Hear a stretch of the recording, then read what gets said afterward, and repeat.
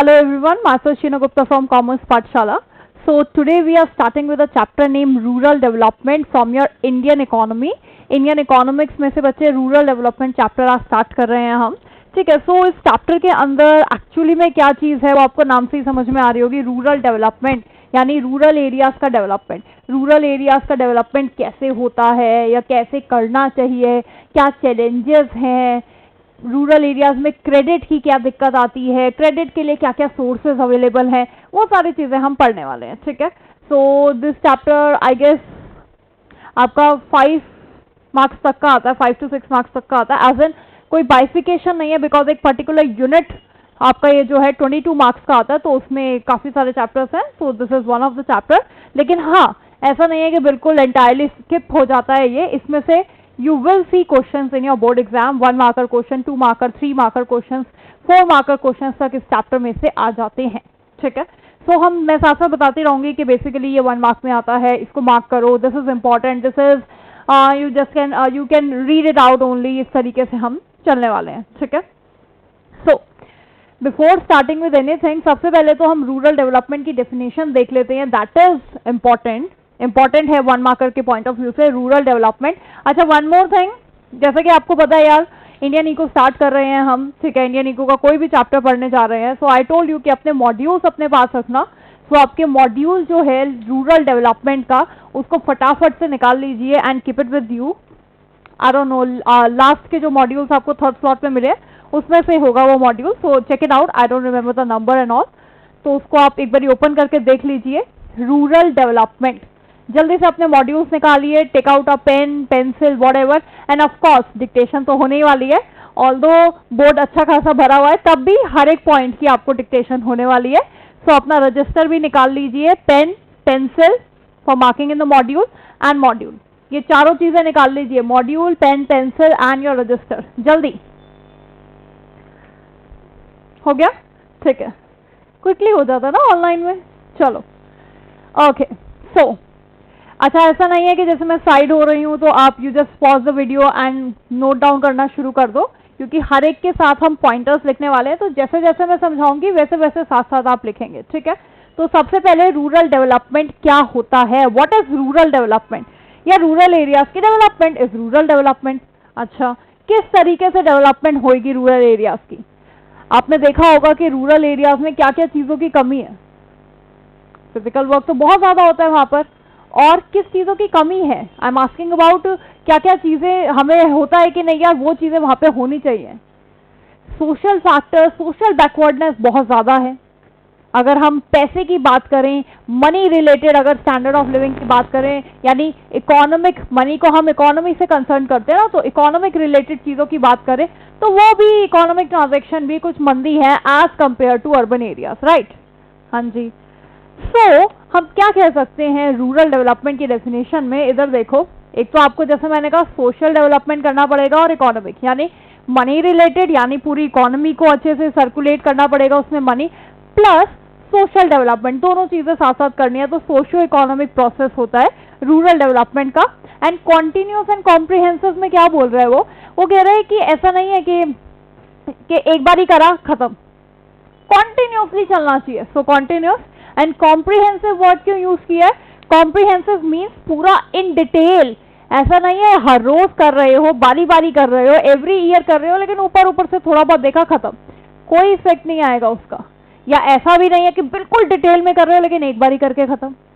So you have to be regular and you have to be comprehensive, यानी in detail आपको work करना है, regularity पर करना है. दैट्स व्हाई ये तीनों पॉइंट्स बहुत इंपॉर्टेंट है, तीनों वर्ड्स बहुत इंपॉर्टेंट है as far as definition of rural development is concern.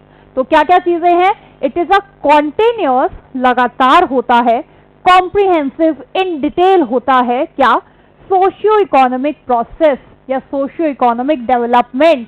ठीक है, मीन सोशल और इकोनॉमिक दोनों पर्सपेक्टिव से ये प्रोसेस या ये डेवलपमेंट होता है. That improve all the aspects of rural life, जिससे रूरल लाइफ के सारे एस्पेक्ट्स इंप्रूव हो जाएं, बेटर हो जाएं.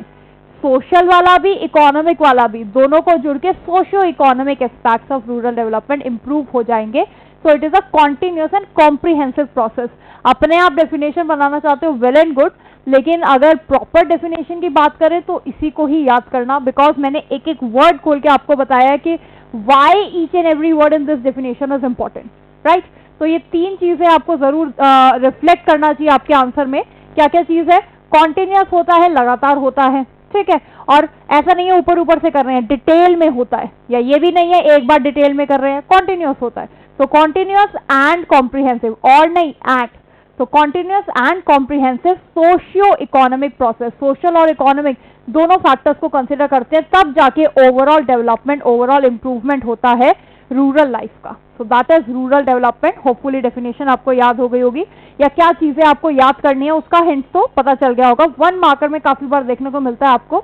रीजन बीइंग, ये जो पॉवर्टी रिलेटेड, ये जो रूरल डेवलपमेंट रिलेटेड, ये सारे जो फैक्टर्स होते हैं ना, बेसिकली ये काफी इंडिया में तो बहुत ज्यादा प्रिवेलिंग है। So that's why you ought to see questions related to these topics.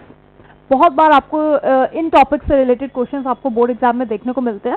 So do focus on these topics more, because ये इंडिया का चैलेंज है, the challenges that India is facing from past many years.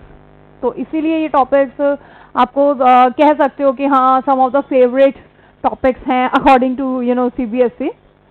बाकी मैं साथ साथ बताती रहूंगी। सो 1 marker में डेफिनेशन को मार्क कर लीजिए।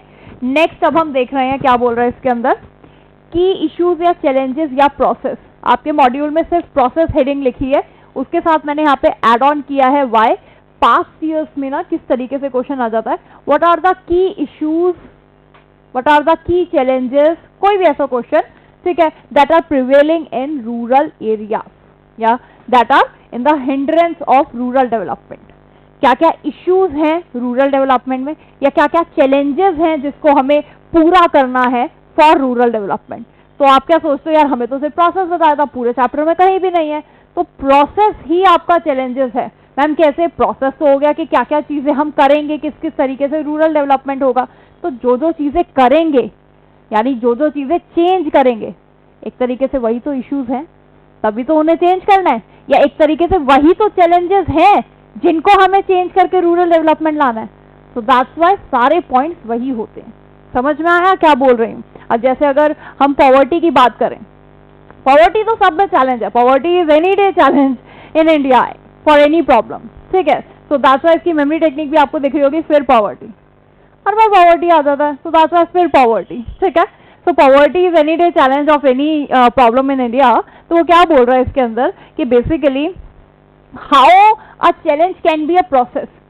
अगर आपके सामने, अगर आपको कोई चीज अचीव करनी है तो आप एक प्रोसेस बनाते हैं उसका। प्रोसेस ऑफ अचीवमेंट में क्या क्या चीजें आती हैं कि मेरे सामने ये सारे चैलेंजेस हैं, इनको मुझे पार करना है, तो इनको पार करना है, दैट इज प्रोसेस। ये सारे चैलेंजेस हैं वो वही है ना जो विद इन प्रोसेस आ रहे हैं, तो दोनों चीजें सेम होती हैं आपकी, ठीक है। एक आपका होता है कि जो आपकी प्रोसेस है रूरल डेवलपमेंट का, और एक होता है चैलेंजेस एंड सिमिलर इश्यूज। के इश्यूज क्या है मेरे रूरल डेवलपमेंट में, कि बेसिकली क्या क्या इश्यूज मैं फेस कर रही हूँ, तो that is you can say synonym of challenge, कि ये इश्यूज हैं, इनको ठीक करना है। तो ये दैट्स व्हाई काफी बच्चे काउंटर करते हैं कि मैम ये हेडिंग सेम कैसे हो सकती है, मीन्स एक जैसा क्यों आ सकता है। क्योंकि जो हम चेंज, जो आपको पॉइंटर से भी पता चलेगा अभी, कि जो जो चीजें हम प्रोसेस में चेंज कर रहे हैं वो चैलेंजेस हैं रूरल डेवलपमेंट के, वो इश्यूज हैं रूरल डेवलपमेंट के। दैट्स व्हाई हमेशा याद रखना, प्लीज कंफ्यूज मत हो जाना। दैट्स व्हाई मैंने यहाँ पर स्पेशल लिखा है, अराउंड आपके 3 to 4 मार्क्स का ये क्वेश्चन आता है, साइड में लिख सकते हैं। क्वेश्चन चाहे इस फॉर्म में आ जाए, what is the process of rural development, you will write this, what are the challenges that need to be improved for rural development, this one, what are the issues that are in the path of rural development, these points, ठीक है। तो यही आने वाला है, तो that's why ये मैंने हेडिंग लिखी है, वेरी वेरी इंपॉर्टेंट। ये सारी चीजें क्या होता है ना, आप बच्चे खुद से भी अगर करते हो तो उसको एनालाइज नहीं कर पाते, बाद में लेटर ऑन सैंपल पेपर में देखते हो, अरे ये तो वही आंसर है, अरे ये तो वही आंसर है, उसके बाद कंक्लूड करते हो। मैंने ऑब्वियसली एक्सपीरियंस वर्क, ठीक है। सो आई नो कि क्या क्या चीजें आती हैं, किस किस तरीके से सजेस्टेड आंसर में दे रखा है, पूरा कंक्लूड करके जिस टाइम आप उसको फर्स्ट टाइम प्रैक्टिस करते हो तभी आपके दिमाग में उस चीज को मैं डाल देती हूँ, सो दैट आप जब लेटर ऑन उस चीज को प्रैक्टिस करो through sample paper, you will feel a bit confident कि हाँ ये तो मुझे आता था. सो दैट इज मोर इम्पोर्टेंट. ठीक है, कॉन्फिडेंस आएगा धीरे धीरे तो मार्क्स भी आएंगे. सो this is my technique of working. तो यहाँ देखिए, अब दिस इज अ हेडिंग बहुत इलाबोरेटेड हमने एक्सप्लेन कर दिया. अब हम देखते हैं क्या क्या चैलेंजेस हैं या क्या क्या प्रोसेस है रूरल डेवलपमेंट में. तो एज पर जैसे हम चैलेंजेस की बात कर रहे हैं या इश्यूज की बात कर रहे हैं, तो जैसा मैंने कहा कि कोई भी प्रॉब्लम होती है, कोई भी चीज़ होती है, सबसे पहले तो इंडिया में पॉवर्टी और रूरल एरियाज तो पॉवर्टी से ही लिंक्ड है. ठीक है, सो क्या है इसकी मेमोरी टेक्निक, फिर पॉवर्टी. तो what are the issues in the process of rural development, फिर poverty. So this is the memory technique, फिर पॉवर्टी. तो फिर पॉवर्टी में P stand for productive resources, explain करती हूँ अभी साथ साथ. H is human resources, I is your infrastructure, R is your land reforms, and then your poverty is your poverty. So elevation of poverty. So this is the process, this is the challenge, this is the issue. Issue is poverty and the challenge and process is elevation of poverty. तो ये आपको थोड़ा सा change करना पड़ेगा. जैसे question आता है कि what are the issues in process of basically rural development. तो you won't say elevation of poverty. मतलब इंग्लिश को याद रखो. elevation of poverty is uplifting. Poverty level से उठाना, एक तरीके से खत्म करना पॉवर्टी को इंडिया से. ठीक है, तो this is not a issue, issue is poverty. तो आप क्या मेंशन करोगे अगर इश्यूज आ जाता है? चैलेंजेस प्रोसेस आ रहा है सेम. अगर इश्यूज आ जाता है तो कैसे आएगा? पॉवर्टी आ गया, land reforms, improper land reforms, ये इशू आ गया. तो वो आपको इशू के फॉर्म में क्रिएट करना होगा, लेकिन हेडिंग सेम होगी. improper development या lack of development of infrastructure, lack of development of human resource, lack of development of productive resource, that is issues. तो ये छोटा सा टैक्टिक्स तो आपको खेलना ही पड़ेगा अपने दिमाग से कि क्या चीज़ मैं इसके अंदर लिखूं हेडिंग के अकॉर्डिंग. चैलेंजेस आते हैं सेम है, प्रोसेस आते हैं सेम है, कोई दिक्कत नहीं है, लेकिन अगर इश्यूज आते हैं तो लाख ये चीज़ नहीं है, तो that need to be change. तो वो चीज़ होती है that you will gradually grab it. साथ साथ आपको जो क्वेश्चंस मिलेंगे जिस तरीके से मैं गाइड करूंगी, एंड लकीली आप लोगों का मैराथन सीरीज शुरू हो गया है. So obviously if you are giving test that is very very important, that is very very good for you. बहुत ज़्यादा इंसाइट मिलेगा. काफ़ी बच्चों को मिल भी रहा है कि अच्छा हाफ मार्क्स ऐसे कट होते हैं, अच्छा ये चीज़ें भी ऐड ऑन करनी होती हैं, अच्छा डेफिनेशन में एग्जाम्पल्स लिखने होते हैं, अच्छा 3-4 मार्कर्स के जो क्वेश्चंस होते हैं उसको प्रॉपर जो मतलब आपके आप लगा लो 4 मार्कर्स एंड अबव, 3 मार्कर्स तक भी चल जाता है, लिखोगे तो अच्छा है, लेकिन 4 मार्कर एंड अबव जो आपके क्वेश्चंस होते हैं उसको फिनिश करके लिखना होता है. मीन्स ऊपर आप अच्छे से स्टार्टिंग लिखिए, देन उसके पॉइंटर्स जो पूछ रहे हैं, देन अ कंक्लूडिंग लाइन. तो टीचर को भी लगता है कहाँ मार्क्स काटूं, प्रॉपर फिनिश्ड है. सो फिनिशिंग टच देना अपने आंसर को बहुत ज़्यादा ज़रूरी होता है. काफ़ी बच्चों को मैंने गाइड भी किया, तो one of the student counter कि मैम 40 मिनट में अब फिनिशिंग टच कैसे दें, अब प्रेजेंटेशन कैसे सोचे. बेटा बोर्ड्स में भी तो करना पड़ेगा. तो अभी से ही प्रैक्टिस करो उस चीज़ की, तभी तो हम बैठे हैं. प्रैक्टिस आपको परफेक्ट बनाएगी, तो प्रैक्टिस करो. हम आपको प्रैक्टिस करवा रहे हैं, you just need to follow us. ठीक है, so you just need to follow us. Practice करो. आई कैन से कि literally we are working so hard, you can close your eyes and just do blind faith, और जो बोल रहे हैं उस तरीके से करो, and you will surely see enhancement in your marks.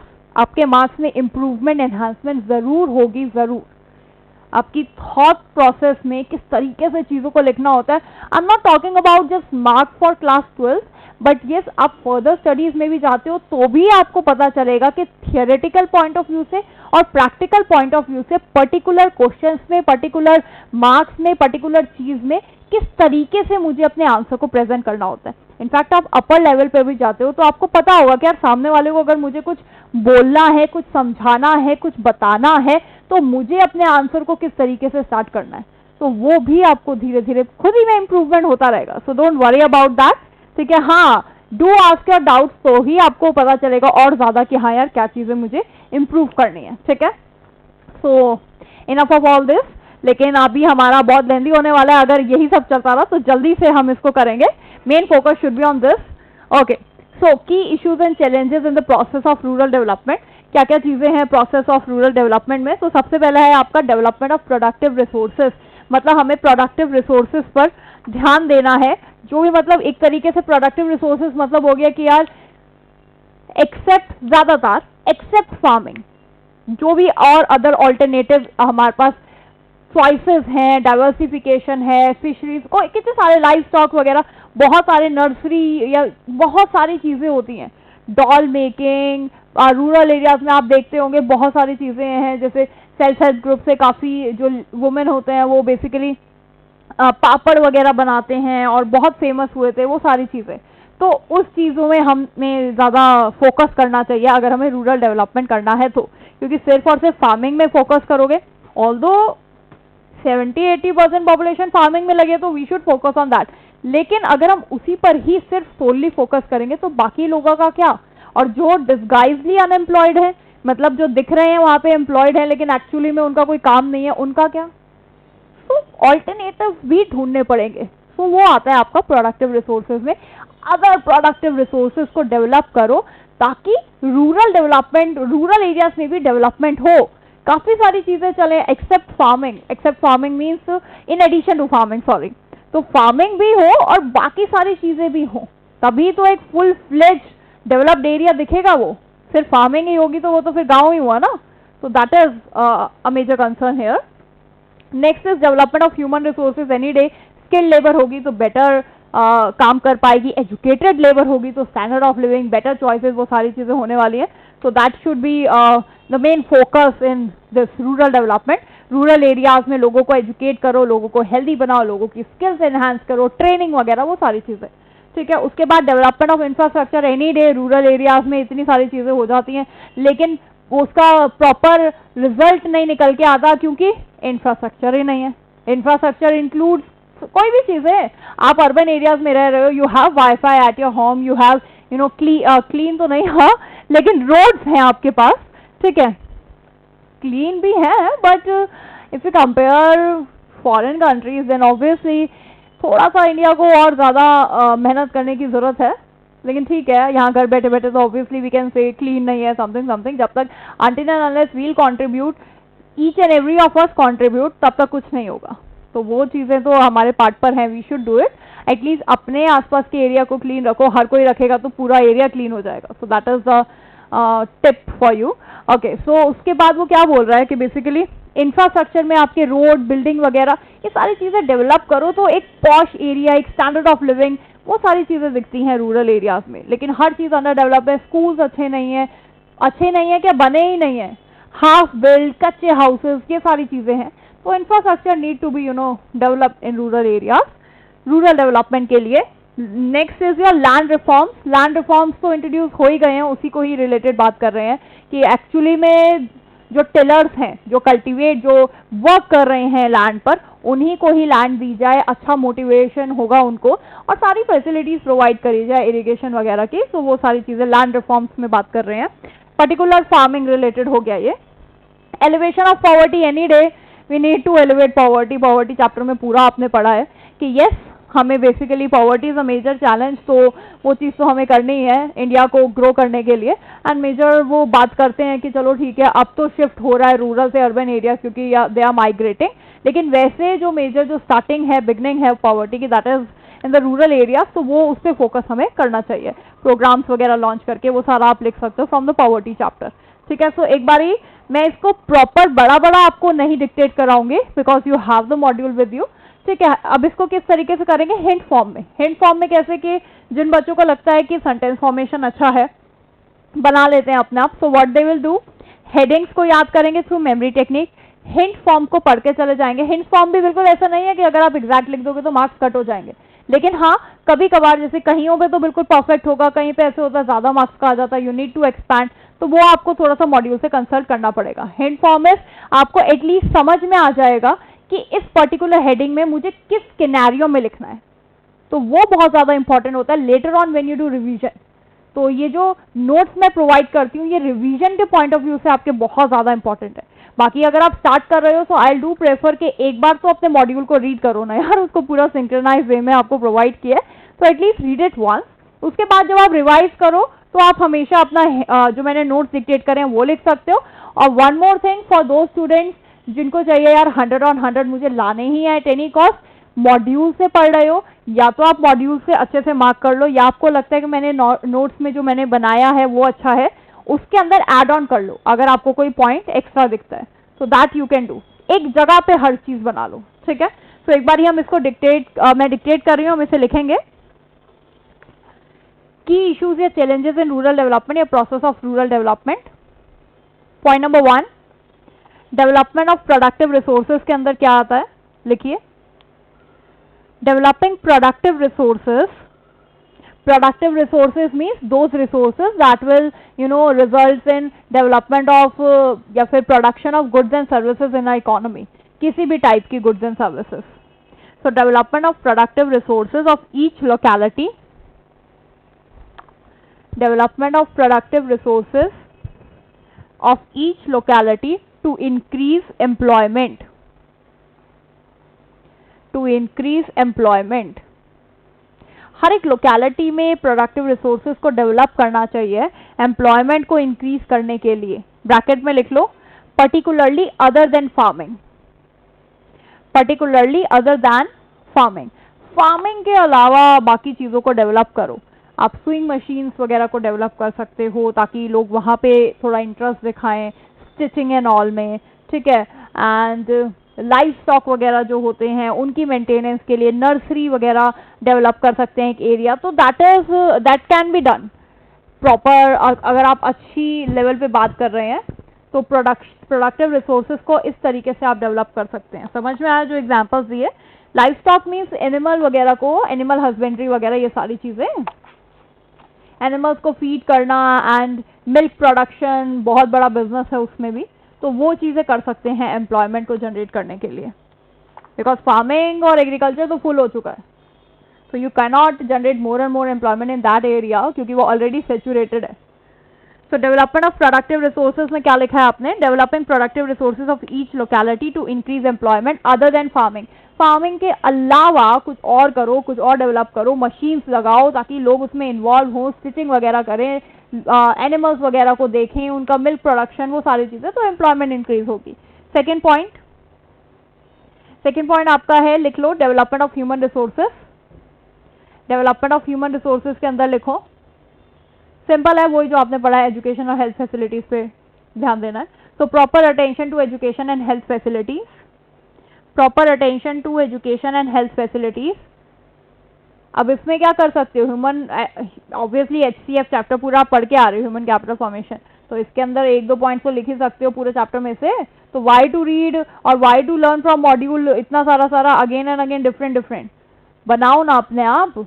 Indian eco में सारे चैप्टर्स करने का फायदा क्या है? हर चैप्टर लिंक्ड है। पॉवर्टी का यहाँ पे प्रोग्राम्स अपने आप डाल सकते हो, लैंड रिफॉर्म से रिलेटेड चैप्टर 1, 2, 3 में से उठा सकते हो, इंफ्रास्ट्रक्चर वाला चैप्टर नेक्स्ट जब आपका आएगा उसमें से उठा सकते हो। प्रोडक्टिव रिसोर्सेज में कुछ नहीं है एक्स्ट्रा, जैसे इसके आगे जो लाइफ स्टॉक फार्मिंग, ये सारी मैं एक्सप्लेन करूंगी, पूरा चैप्टर के अंदर है, उसके पॉइंट्स आ जाएंगे। एंड रहा आपका ह्यूमन रिसोर्सेज, HCF में से आ जाएगा। तो you just need to do headings and just need to understand कि उसके विद इन एक्चुअली में क्या लिखना है। उसके बाद तो आप चैप्टर्स में से उठा लोगे, कोई भी दिक्कत नहीं है। तो वही मैं आपको वर्क करवा रही हूँ, ठीक है। Each and every time, each and every chapter आप न्यू खोलो, उसमें सेम हेडिंग्स में अलग एक्सप्लेनेशन हो एंड जस्ट आप उसको रटना शुरू कर दो, ऐसे नहीं होता है। यू नीड टू अंडरस्टैंड कि आपने जब चैप्टर्स कर लिए, अब उसको आप लिंक करना शुरू करो। जिस दिन आप लिंक करना शुरू कर दोगे उसके चैप्टर्स में से, वहां से पॉइंट्स उठाकर दूसरी जगह पे प्रॉपर फिट करना आपको आ जाएगा, दैट डे आपका जितना भी सिलेबस है वो एक्चुअली में CBSE ने रिड्यूस करा हो या नहीं करा हो, लेकिन एक्चुअली में आपका रिड्यूस हो जाएगा आपके दिमाग में, ठीक है। Okay, so where were we? Okay, development of human resources, proper attention to education and health facilities। तो वही लिखना है आपको, एजुकेशन और हेल्थ फैसिलिटीज में प्रॉपर अटेंशन देनी चाहिए। एजुकेशन जो है that leads to growth of economy, health facilities में मेडिकेयर, वैक्सीनेशन, कुछ भी लिख सकते हो तो वो लिख लेना। Next is development of infrastructure.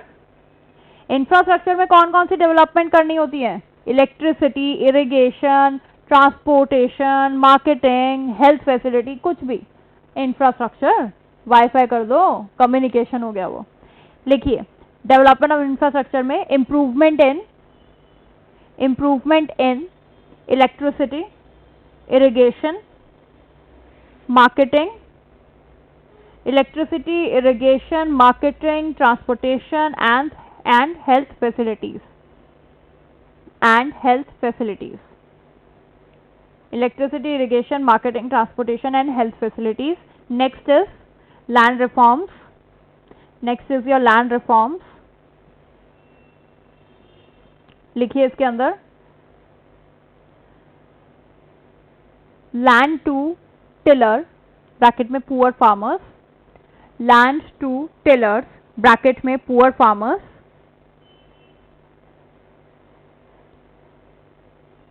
Means जो बेसिकली कल्टीवेट कर रहे हैं उन लोगों को ही लैंड दे दी जाती है. So that will help any day ना. तो वही है. तो हम एक तरीके से मीडिएटर्स वगैरह को जो एक्चुअली में हटा भी दिया है तो उन लोगों को हटा रहे हैं. ठीक है. So land to tillers bracket में poor farmers, help in increasing agriculture productivity,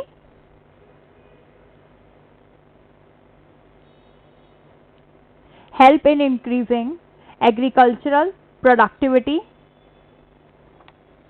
and improve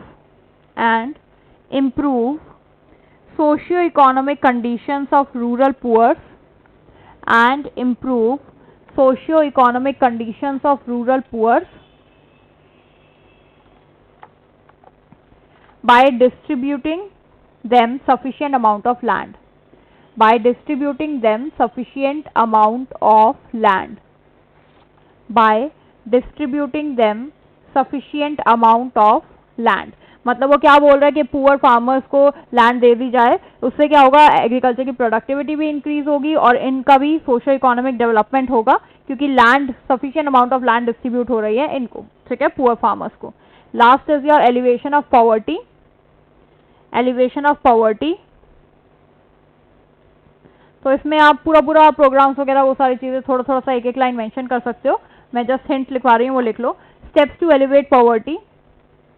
steps to elevate poverty यानी steps should be taken to elevate poverty, ऐसे करके भी लिख सकते हैं. Steps to elevate poverty and improving living conditions of poor या weaker sections of society. Improving living conditions of poor. Poors की living condition या वीकर सेक्शन ऑफ सोसाइटी की लिविंग कंडीशन, कुछ भी लिख सकते हैं. So improving living conditions of poor.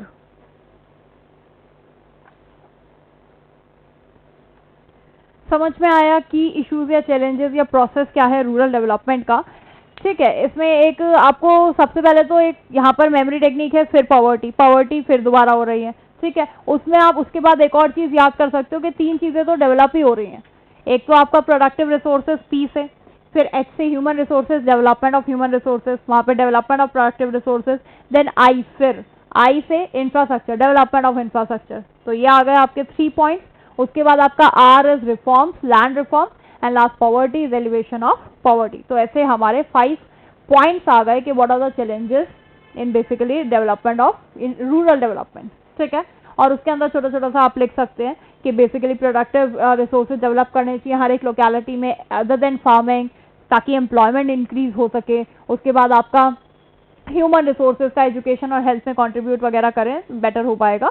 Infrastructure से इलेक्ट्रिसिटी वगैरह सारी जो भी कम्युनिकेशन, ट्रांसपोर्टेशन, मार्केटिंग, वो सब इसमें डाल दो कि वो सब चीज़ें डेवलप कर सकते हैं. उसके बाद आपका land reforms, land to tillers means poor people को दो ताकि उनको मोटिवेशन मिले, ज़्यादा प्रोडक्टिविटी हो, सोशियो इकोनॉमिक डेवलपमेंट हो, स्मॉल अमाउंट ऑफ लैंड उन्हें डिस्ट्रीब्यूट हो रही है, दिल वर्क ऑन इट. उसके बाद last is elevation of poverty. Steps लेने चाहिए पॉवर्टी एलिवेशन के लिए, इंप्रूव करने के लिए वीकर सेक्शंस की कंडीशन को. ये चीज़ें आप इसके अंदर डाल सकते हैं. So that is your process of rural development या challenges issues of rural development.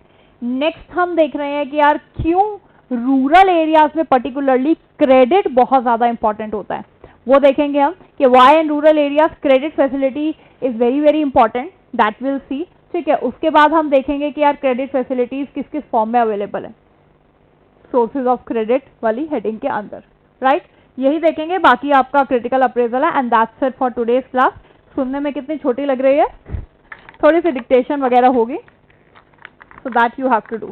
Okay, so why is rural credit important या why is credit important in particularly rural areas, वो हम अभी देखेंगे. एक बार ही सोचो क्यों इंपॉर्टेंट होना चाहिए. मैंने यहाँ लिखा कुछ नहीं है, सब कुछ डिक्टेट होगा, पहले समझाऊंगी, तो एक बार खुद से सोचो कि क्यों इंपॉर्टेंट होना चाहिए।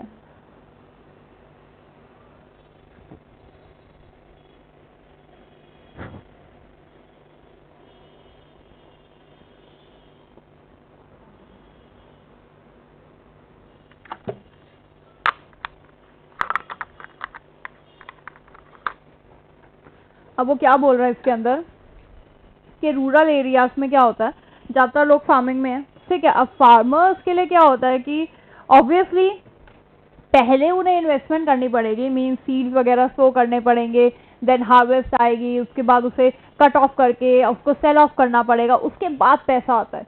एकदम से तो नहीं होता है, एक हफ्ते का काम नहीं है, 2 दिन का काम नहीं है, इट विल टेक मंथ्स, बहुत ज़्यादा टाइम लग जाता है। और ये हर फैमिली के साथ है रूरल एरियाज में, क्योंकि फार्मिंग में है सारे के सारे। यहाँ क्या होता है, गुड्स लाए बेचे पैसा आ गया, लेकिन इतना आसान नहीं होता है इन फार्मिंग, टाइम लैग होता है।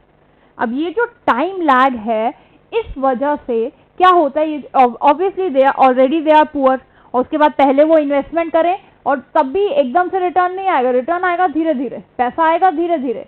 तो उनको क्रेडिट की जरूरत है उस टाइम पीरियड के लिए, they need credit for that time period. क्यों क्यों किस किस चीज़ों के लिए क्रेडिट चाहिए होता है कि यार ये जो फार्मर्स हैं पुअर हैं, ठीक है, ऑब्वियसली इन्वेस्टमेंट करनी है तो उसके लिए क्रेडिट चाहिए, सीड्स वगैरह, फर्टिलाइजर्स, पेस्टिसाइड्स, इन सब चीज़ों के लिए क्रेडिट चाहिए। प्लस जब हमारा सीड सो कर लिए हैं एंड दे आर वेटिंग कि हार्वेस्ट आएगा, देन विल कट ऑफ, उस बीच में कितनी सारी चीज़ें होती हैं, फैमिली की कितनी सारी रिक्वायरमेंट होती है, मैरिज, डेथ, कुछ भी चीज़ें हो सकती हैं, फंक्शन वगैरह है, ठीक है, उन सब चीज़ों के लिए भी पैसा चाहिए। सो दे नीड क्रेडिट, क्योंकि उनका टाइम लैग बहुत ज़्यादा है। So that is the issue, that is the major concern कि यार रूरल एरियाज में पर्टिकुलरली क्रेडिट बहुत ज़्यादा इंपॉर्टेंट है, प्रॉपर क्रेडिट की फैसिलिटी होनी चाहिए इन रूरल एरियाज। हर दूसरे बंदे को क्रेडिट की रिक्वायरमेंट है, that is credit is very very important in rural areas, and this question comes for at least 2 to 3 marks, और बहुत बार आ जाता है, क्योंकि देखने में लगता है इतना इंपॉर्टेंट नहीं है, इतना अनइम्पॉर्टेंट सा है, सोर्सेज हैं, ये है वो है, लेकिन ये हिडन क्वेश्चन काफी बार आ जाता है। इसको इंपॉर्टेंट मार्क कर लो, 2 to 3 मार्क्स का आता है। डिक्टेट कर रही हूँ, एक बार लिखो, इसको लिखिए। In agriculture due to long time gap, in agriculture due to long time gap between crop sowing and realization of income, between crop sowing and realization of income, comma, farmers are in strong need for credit, farmers are in strong need for credit। वो क्या बोल रहा है कि basically agriculture में इतना ज़्यादा time lag होता है बिटवीन द जब क्रॉप वगैरह सोइंग कर रहे हैं एंड जब उसकी इनकम आ रही है उससे, तो उनके बीच में टाइम लैग बहुत ज़्यादा होता है। तो फार्मर्स को बहुत ज़्यादा, they are in strong need for credit, उन्हें क्रेडिट की बहुत ज़्यादा ज़रूरत होती है, ठीक है, ये बोला जा रहा है। सो दैट्स वाई, और पहले बता रहे हैं कि किन किन चीज़ों के लिए ज़रूरत होती है, एंड देन विल से कंक्लूडिंग वे में कि हाँ ठीक है बहुत इंपॉर्टेंट है। तो किन किन चीज़ों के लिए ज़रूरत होती है, नेक्स्ट लाइन में लिखिए, नेक्स्ट पॉइंट कह सकते हैं। Farmers need money to meet initial investment on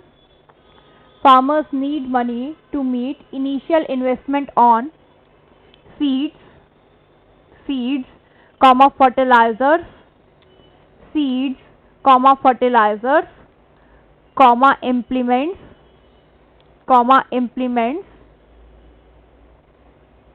and other family expenditure, comma implements and other family expenditure of marriage, comma death, etc. Farmers need money to meet initial investment on seeds, fertilizers, implements and other family expenditure of marriage, death, etc. तो farmer को इन चीज़ों के लिए पैसे की ज़रूरत होती है, ठीक है, सीड्स के लिए, फर्टिलाइजर्स के लिए और अदर फैमिली के खर्चे के लिए। लास्ट कंक्लूडिंग लाइन लिखो। सो an efficient and effective credit delivery system, an efficient and effective credit delivery system is crucial for raising agricultural productivity and incomes.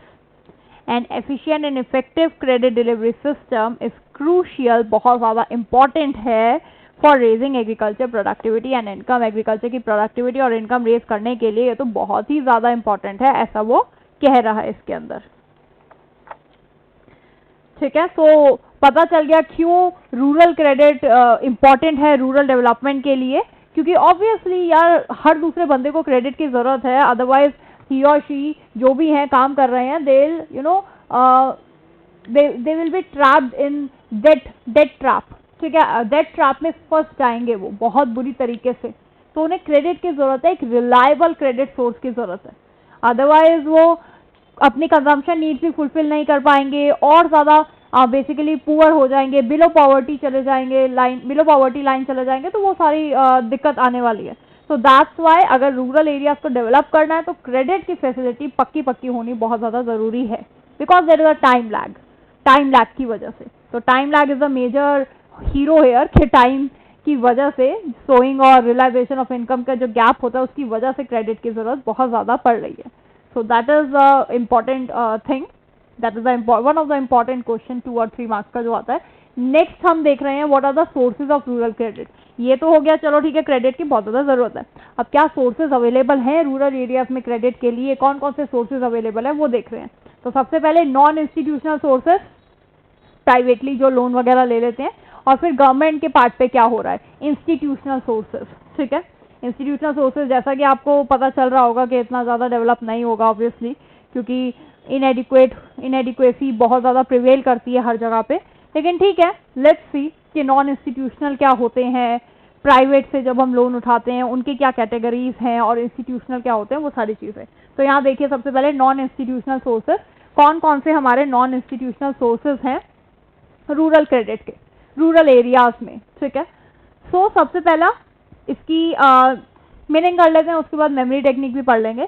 तो आपको पता ही है कि यार रूरल एरियाज में क्या क्या चीज़ें, क्या क्या लोगों से हम बोरो कर सकते हैं. मनी लेंडर्स जो बैठे होते हैं आराम से गद्दी पर बैठे होते हैं ना, मनी लेंडर्स, साहूकार, उनसे लेते हैं जाकर, फिर उसमें गिरवी रखवाते हैं ज्वेलरी, या फिर हाई रेट ऑफ इंटरेस्ट लेते हैं. उसके बाद ये बहुत मैनिपुलेट करते हैं, परेशान करते हैं पुअर फार्मर्स को. ये तो आए दिन की कहानी है रूरल एरियाज में, आपको पता ही है. तो मनी लेंडर्स, क्योंकि और कोई ऑल्टरनेटिव नहीं होगा, तो they have to purchase from, they have to take loan from these people. क्यों? क्योंकि बैंक में जाएंगे, पेपर वर्क, ये वो फलाना ढिंकाना, तो डर के मारे वो इन लोगों से लेते हैं रूरल एरियाज में. ठीक है, उसके बाद रिलेटिव्स, ज़्यादातर रिलेटिव्स तो अवेलेबल होते ही नहीं है जब लोन चाहिए होता है रूरल एरियाज में, तो वो इधर उधर हो जाते हैं.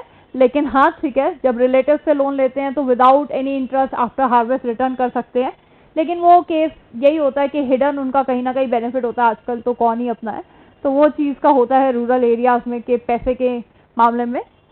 Next is your traders and commission agents. Traders and commission agents में क्या बोल रहा है वो, कि बेसिकली एक्चुअली क्या होता है ना कि जो फार्मर्स वगैरह जैसे सीड्स वगैरह उन्होंने सो करा है किसी भी चीज़ का, एंड दे नीड मनी, तो ट्रेडर्स के साथ इनकी डीलिंग हो जाती है कि ठीक है विल गिव यू लोन, लेकिन जितनी भी आपकी हार्वेस्ट होगी, जितना भी आपका ये जो प्रोडक्शन होगा, वो सारा हमें सेल करना है, that to at lowest price. इतने कम प्राइस पे आपको सेल करना है, और फिर वो मार्केट में जाके इतना ज़्यादा प्राइस उस प्राइस पे बेचते हैं. तो ये भी होता है बीच में ट्रेडर्स और कमीशन एजेंट्स के लिए. कमीशन एजेंट्स वही हो गए कि फार्मर्स अपना प्रोडक्शन जाके बाहर नहीं बेच पा रहे हैं, they have to sell to these commission agents, ये डील करनी पड़ती है. तो कहीं ना कहीं वहाँ भी काफ़ी ज़्यादा नुकसान है, क्योंकि ये लोग भी बहुत मैन्युपुलेट करते हैं. ठीक है, and last is rich landlords. तो any day you know it कि how they treat these poor farmers. High rate of interest बहुत ज़्यादा चार्ज होता है. तो ये बहुत ज़्यादा दिक्कत है हमारी यहाँ पर इंडिया में रूरल एरियाज में नॉन इंस्टीट्यूशनल सोर्सेज की बात करी जाए तो. ओवरऑल अगर मैं देखूँ तो हाई रेट ऑफ इंटरेस्ट बहुत ज़्यादा चार्ज होता है नॉन इंस्टीट्यूशनल सोर्सेज में.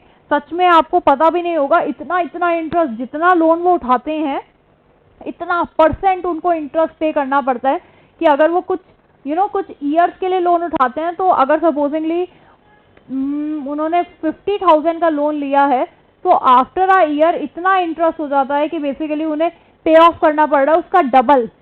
Can you imagine? After a year और 2 उन्हें डबल अमाउंट पे करना पड़ता है, इतना ज़्यादा उनके लिए basically high rate of interest charge होता है। तो ये बहुत ज़्यादा दिक्कत है पुअर फार्मर्स के लिए, तो वैसे ही वो पे ऑफ नहीं कर सकते फिर इतना high rate of interest. That's why institutional sources को इंट्रोड्यूस किया गया। जैसे यहाँ पे बेनिफिट आप देख रहे हो, इंस्टीट्यूशनल सोर्सेज मीन्स गवर्नमेंट के, तो government low rate of interest पे हेल्पिंग नेचर से आराम से उनसे पूरा पूरा अच्छे से ऐसा कहा गया कि इस तरीके से डेवलप करेंगे।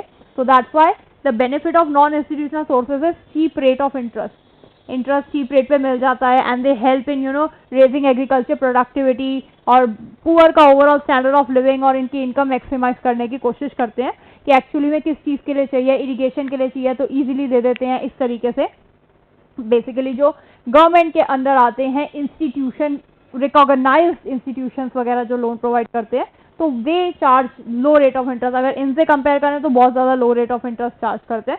सो that is obviously any day benefit of institutional sources. लेकिन हाँ ठीक है, पेपर वर्क और सारी चीज़ें जो भी होती हैं, इतनी जल्दी लोन नहीं मिल पाता, तो वो सारी चीज़ों की वजह से जो पुअर फार्मर्स हैं, जो गाँव के लोग हैं, उन्हें इन लोगों से परचेज करना पड़ता है, जिनका टारगेट क्या है, सिर्फ पैसा कमाना। High rate of interest charge करते हैं, सिर्फ और सिर्फ इनका टारगेट क्या है, पैसा कमाना। तो this is your memory technique. Relatives and landlords का टारगेट है मनी, रिलेटिव्स एंड लैंडलॉर्ड्स का टारगेट मनी है या टारगेट है money, whatever. So relative is relative, landlords is rich landlords, target में टी इज ट्रेडर्स, तो traders and commission agent, money is money lenders. Easy. तो इन सबका target क्या होता है, मनी होता है। So that is your memory technique for this. एक बार ही इसको डिक्टेट करवाना चाहूंगी, थोड़ा थोड़े से पॉइंट्स, ताकि आपको बारी बारी मॉड्यूल से रीड ना करना पड़े एंड बेटर कंक्लूसिव मैनर में पॉइंट्स आपको मिल जाए। तो जल्दी से अपना रजिस्टर ओपन करिए और लिखिए पॉइंट्स इसके अंदर। हाँ जी, लिखो मनी लेंडर्स। मनी लेंडर्स के बारे में क्या लिख रहे हैं, लिखो। They form a major part of rural credit. ओ रूरल क्रेडिट का मेजर पार्ट फॉर्म करते हैं डिस्पाइट ऑफ इंस्टीट्यूशनल सोर्सेस। आप ये देख लो, ज्यादातर लोग साहूकार से ही पैसे लेते हैं, कोई ना कोई कमी तो रह गई होगी ना गवर्नमेंट के पार्ट पे, जो लोग नॉन इंस्टीट्यूशनल पे ज्यादा जा रहे हैं despite of high rate of interest. लिखिए, they form a major part of rural credit, full stop. Next point लिखिए, बुलेट्स में लिख लो, एरो डाल डाल के लिख लो, हिंट पॉइंट्स है। Next point, they charge very high rate of interest, they charge very high rate of interest. Next, they manipulate farmers account without their knowledge. Manipulate भी कर देते हैं, क्योंकि इतने पढ़े लिखे तो होते नहीं है फार्मर्स, तो उनको बोल देते हैं तुमने पिछले साल या अभी इस पिछले महीने का दिया ही नहीं है, या 2 महीने पहले इतना दिया था, इतना दिया था, कर करके। एंड फार्मर्स आर लाइक कि पता नहीं यार, हमें तो समझ नहीं आ रहा, ऐसे ही किया होगा। तो वो भोले भी होते हैं, ऑब्वियसली इनोसेंट हैं, तो उन्हें पता नहीं चलता है। तो that is a major issue here. So money lenders बड़े गंदे हैं, जनरल बात करी जा रही है। So they form a major part of rural credit. They charge very high rate of interest. And last point is they manipulate farmers account without their knowledge. Farmer के account को manipulate कर देते हैं बिना उनकी knowledge के। Next point is relatives. Relative is next heading. Relatives के अंदर लिखिए, poor farmers can borrow from relatives. Poor farmers can borrow from relatives.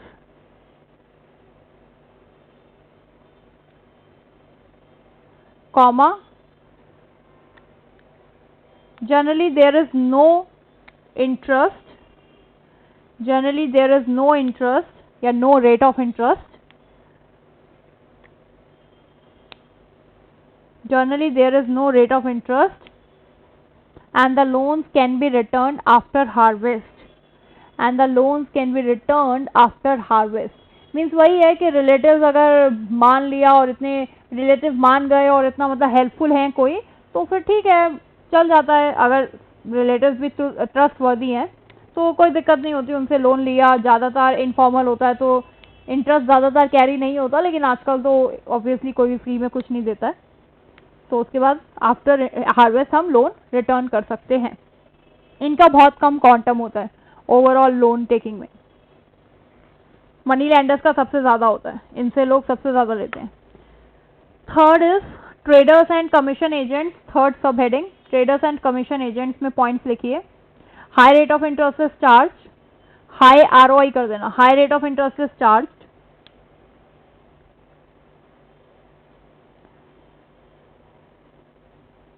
farmers have to mortgage their crops.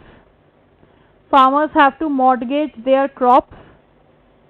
Farmers को ऑब्वियसली उनके जो क्रॉप्स वगैरह हैं उसके बेसिस पे लोन लेना पड़ता है ना, कि ये जो है हम सारा क्रॉप तुम्हें दे देंगे और तुम सस्ते में देंगे और तुम आगे बेच लेना अपना जो भी.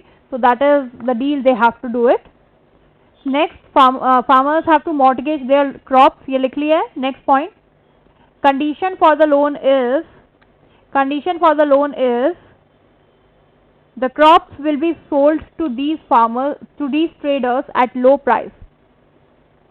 Condition for the loan is that the crops will be sold to these traders at low price.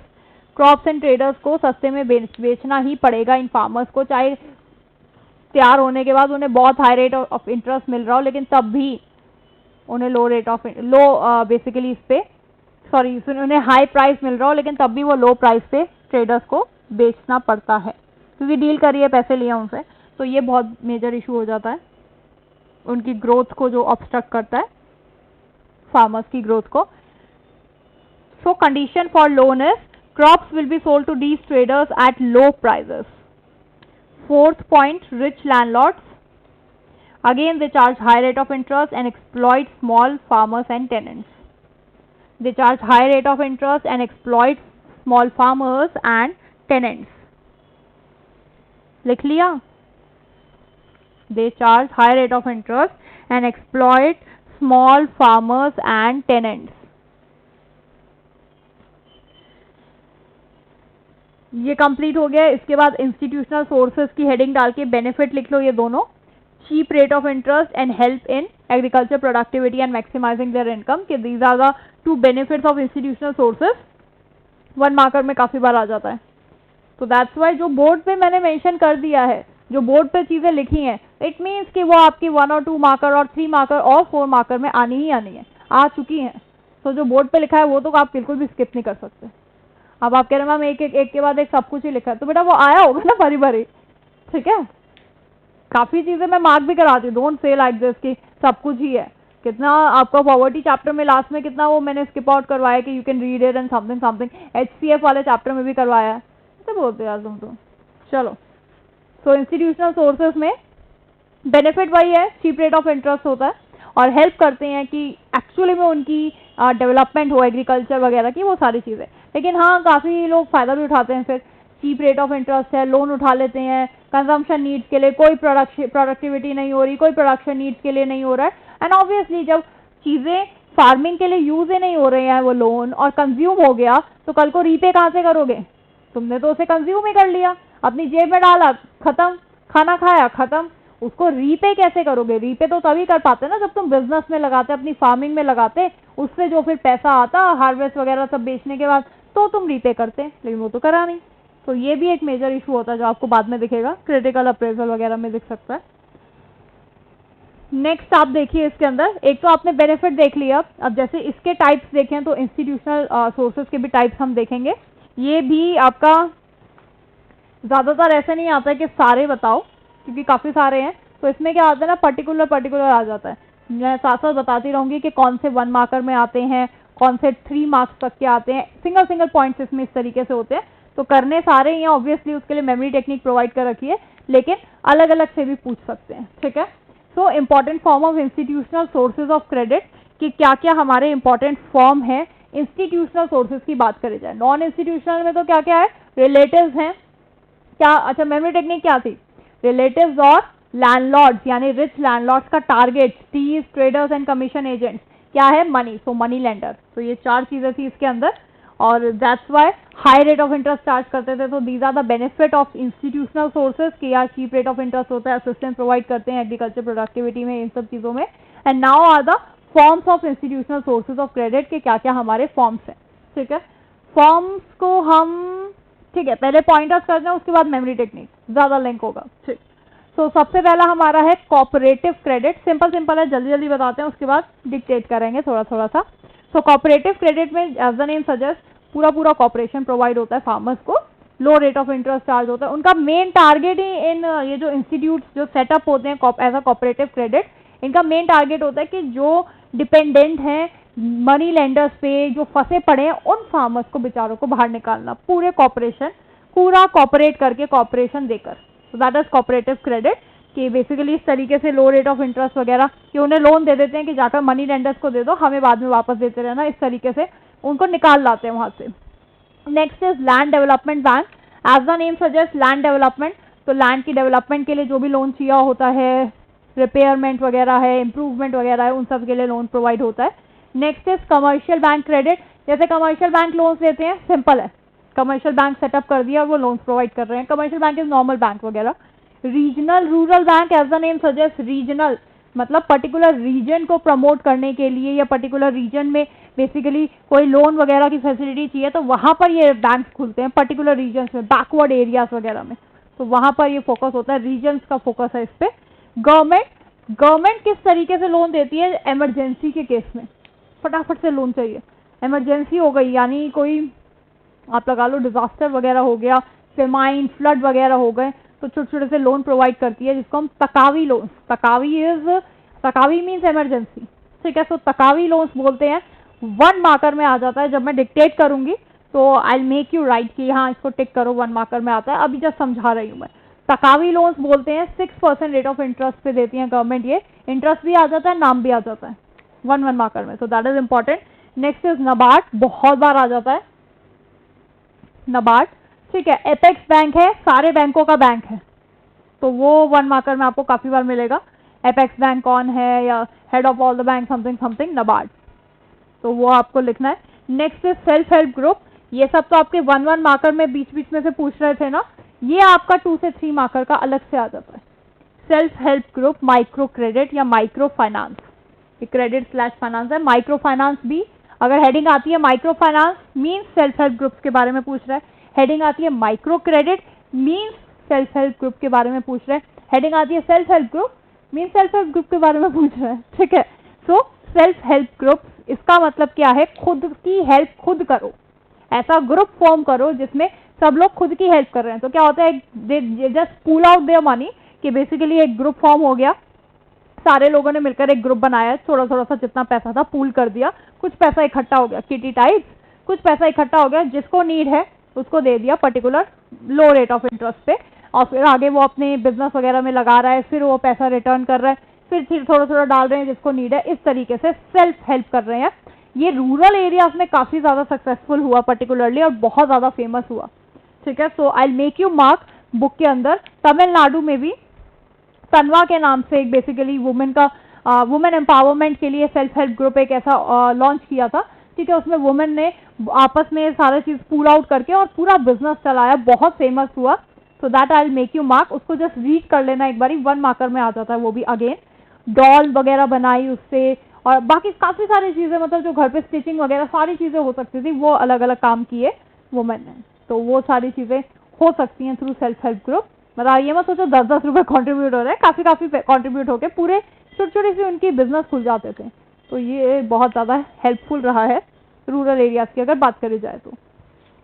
So these are the basically institutional sources of credit, कि किस तरीके से हम, ये क्यों इंस्टीट्यूशनल में आप कहोगे मैम सेल्फ हेल्प है, प्रॉपर एक तरीके से ना, इसमें अगर ये बड़ा सेल्फ हेल्प ग्रुप बड़ा रजिस्टर्ड हो जाता है, मीन्स काफी लोग इसके साथ जुड़ गए हैं, तो जो बड़े बड़े बैंक्स होते हैं वो भी इनके नाम से इनको लोन दे देते हैं, मीन्स ये अच्छा फेमस सेल्फ हेल्प ग्रुप है, ये रिटर्न कर देगा, तो that comes under institutional sources, ठीक है। अब इसकी मेमोरी टेक्निक क्या है वो देखिए इधर, banks and this is government, banks and short form लिखा है मैंने, तो गवर्नमेंट कर लो इसको, अगर आपको पूरा प्रॉपर नहीं पता चल रहा है तो। बैंक्स एंड गवर्नमेंट के कॉर्पोरेशन से सेल्फ हेल्प ग्रुप बनाया, तो बैंक और गवर्नमेंट की मदद से कॉर्पोरेशन से सेल्फ हेल्प ग्रुप बनाया, तो obviously government is government, corporation is corporative bank, self help group is self help group, और बाकी सारा कम्स अंडर बैंक्स। तो क्या क्या बैंक्स में आ रहा है देखो इधर, ये बैंक है, ये बैंक है, ये बैंक है, and this is the apex bank, तो ये सारे बैंक्स में आ रहे हैं।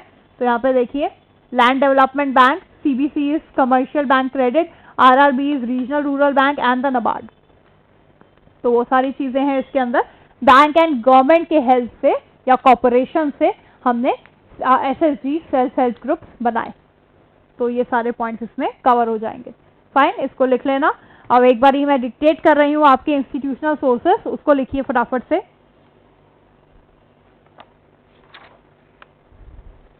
जल्दी जल्दी, बहुत ज़्यादा लंबी नहीं है अब क्लास, थोड़ी सी बची है, जल्दी से लिख लीजिए। कॉपरेटिव क्रेडिट लिखिए हेडिंग फटाफट, स्पीडली डिक्टेट करूंगी, जल्दी लिखो। कॉपरेटिव क्रेडिट अंदर लिखो, इसमें सब हेडिंग, सब पॉइंट, सॉरी। कॉपरेटिव क्रेडिट के अंदर लिखो, provide credit at low rate of interest, provide credit at low ROI, rate of interest, full stop. Primary objective is to liberate farmers from the clutches of money lenders. रुको रुको ma'am, क्या बोल दिया? ठीक है, okay. Primary objective is to liberate farmers, primary objective is to liberate farmers from the clutches of money lenders, money lenders के चंगुल से उन्हें बचा के लाना। तो liberate farmers from the clutches of money lenders, this is the primary objective of cooperative credit. क्या बताया था? यही तो था, कॉपरेशन वगैरह करके लो रेट ऑफ इंटरेस्ट देके मनी लेंडर्स पे जो डिपेंडेंट हैं उनको बाहर निकालना, तो वही है इसके अंदर। Next is land development banks, ये भी 2 से 3 नंबर में अलग से आ जाता है, मार्क कर लो इसको। लैंड डेवलपमेंट बैंक्स, वरना 1 मार्क में भी आ जाता है कि the basically banks that provide loans particularly for land developments या particularly for improvement of land, ऐसे करके डैश, तो आप लैंड डेवलपमेंट बैंक्स उसमें मेंशन करोगे। लिख लो, इसको भी मार्क कर लो, इंपॉर्टेंट है। लिखो इसके अंदर,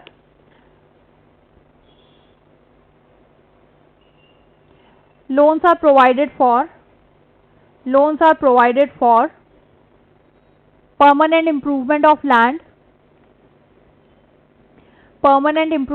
land, second, purchasing agricultural implements,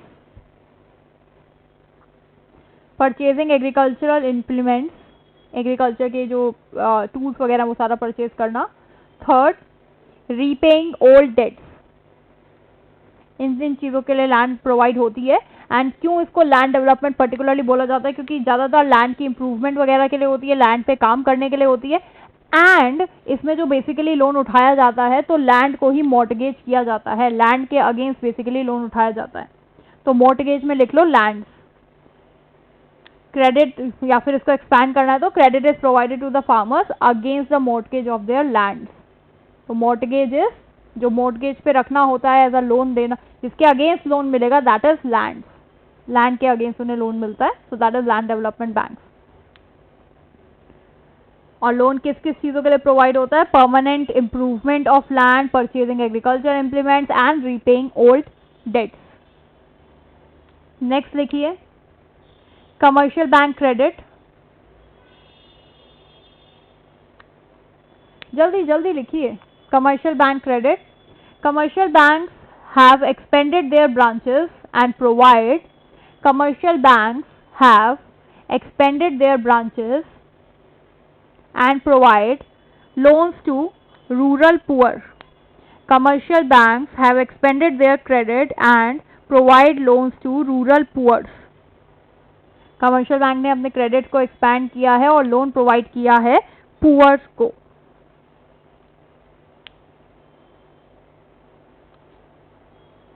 clear?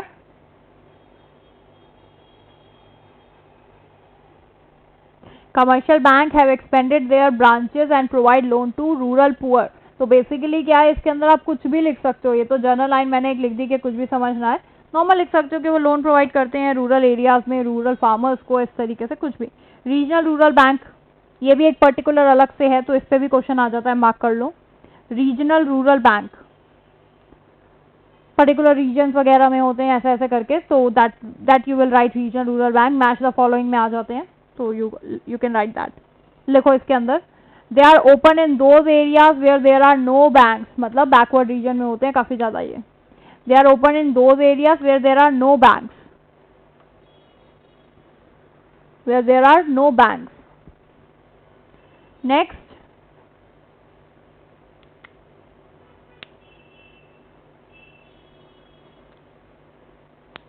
main objective,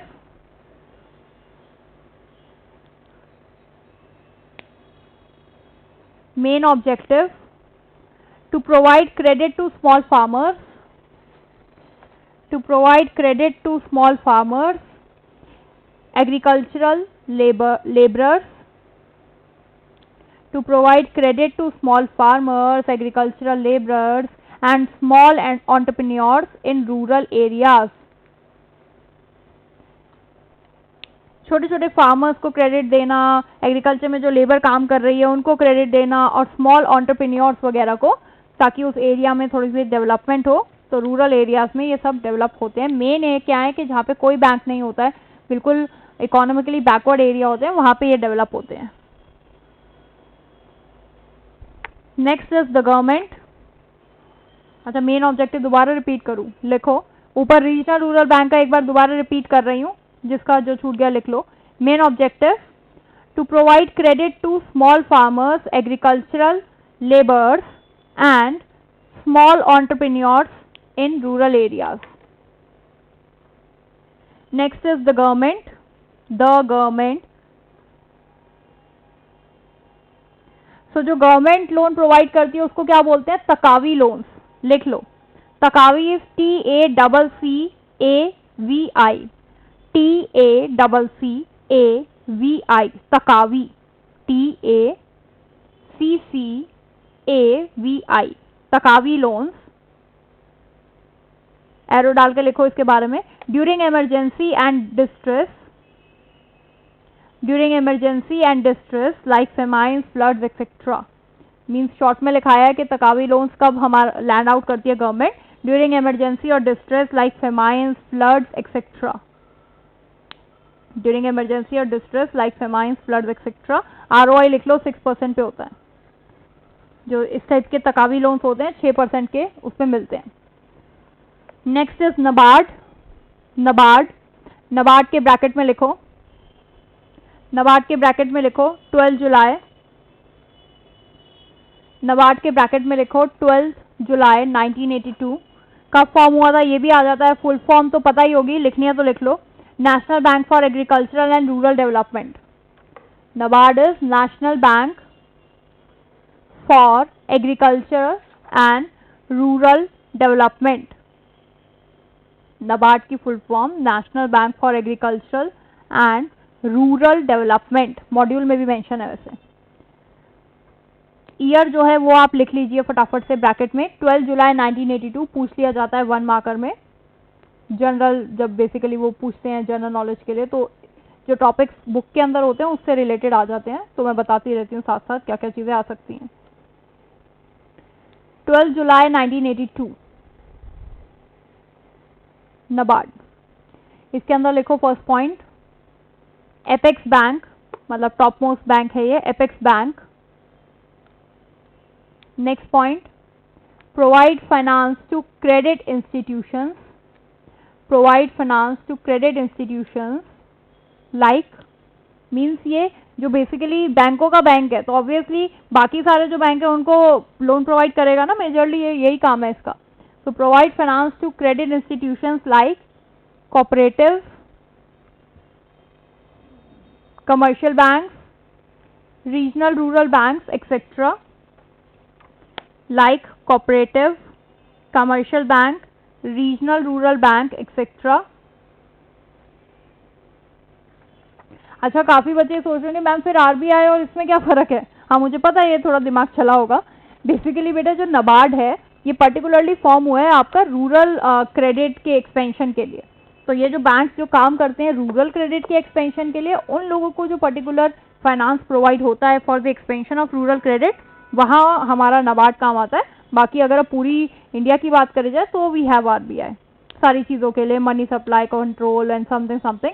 यहाँ पे नबार्ड इज, जैसे आपने नाम भी सुना है इसका full form, national bank for agriculture and rural development.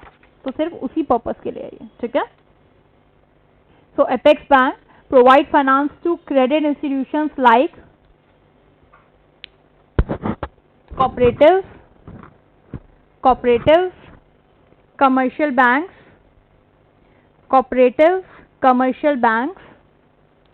regional rural banks, etc.